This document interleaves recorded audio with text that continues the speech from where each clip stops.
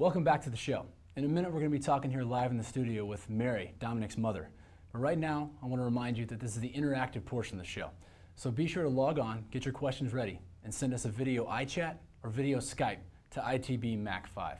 We're looking forward to having you on the show. Now with us, live from just outside D.C., is Mary Tatum Chappell, the mother of Domonicque. Thanks for being a part of the show today, Mary. Thanks for having me.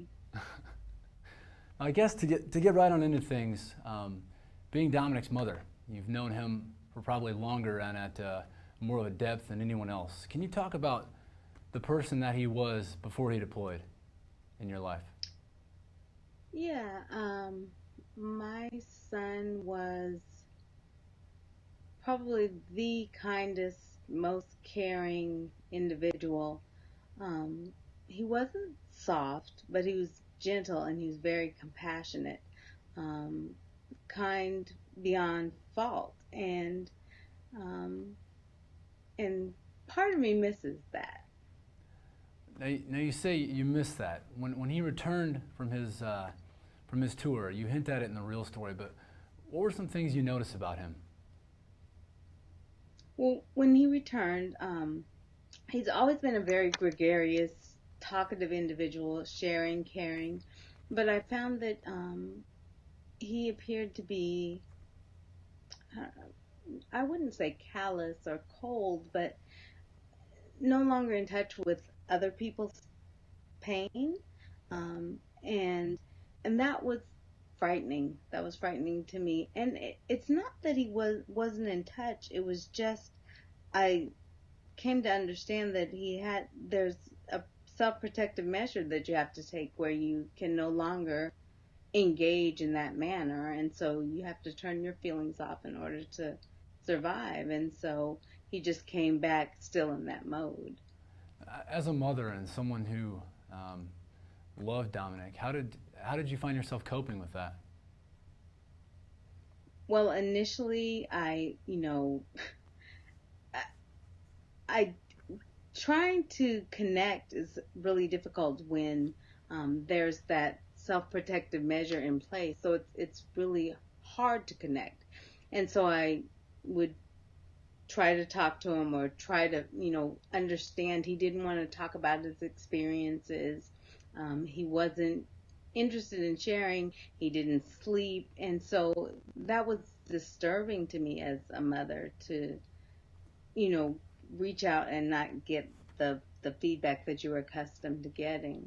Yeah, kind of a one-way street effect. Now, he has siblings there and a father figure as well. Can you talk about the impacts you recognize with the rest of the family? Well, he has two younger brothers and a baby sister, and it was very much the same in that family would reach out to connect, and there's just kind of a missing, there wasn't that convergence, and there wasn't an intersection, and that was troubling. He and his stepfather, who the two of them are very close. My husband has coached him in basketball. He's been a great son, but the two of them had, differences of opinion when he came back. Yeah, we want to remind you that we're a live show. I think we're having a little bit of difficulty now with the audio cutting in and out, but I think that's a very valid point that you're saying, Mary, that things have really changed the dynamic of not only you and Domonicque, but all of his relationships. Is there anything that you could offer to other mothers in the same situation or families that are preparing themselves to receive a service member from coming back from a tour? Well, I would say, first of all, reintegration is a struggle for everybody, for the soldier, for the family, because you have to adjust. He has to readjust to life here with you. You have to readjust to having him back. And so patience is a virtue in this situation. I would definitely say that. And then understanding, recognizing we can't fathom what they've experienced. And so just understanding that there's no way you'll ever know what that experience has been, but trying to understand, being patient, waiting it out, waiting for them to come and share that with you. So I just think that's the probably the greatest thing is be a better listener than a talker.